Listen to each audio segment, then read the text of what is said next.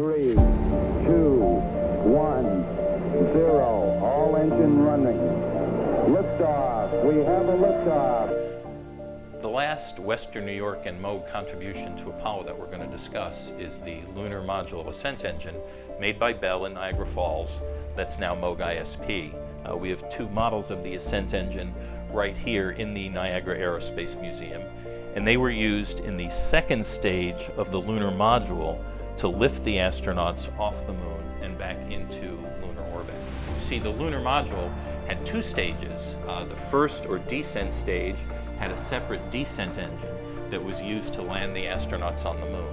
And if during the descent, that descent engine should fail, the astronauts could fire the ascent engine. That was a backup. They could use that as an ejection seat to get back into lunar orbit and rendezvous with the service and command modules. But once the astronauts landed on the moon and they got out, collected their rocks, got back inside, closed the door, and it was time to go, and Neil Armstrong said 5, 4, 3, 2, 1 and pushed the button for the ascent engine to fire. If it didn't fire, there was no backup. The astronauts would be stranded on the moon. As such, the ascent engine was one of the most critical items in the Apollo stack.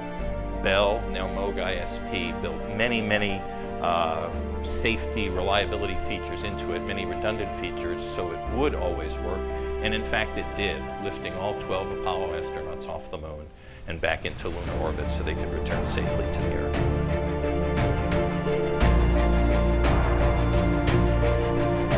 That's one small step for man,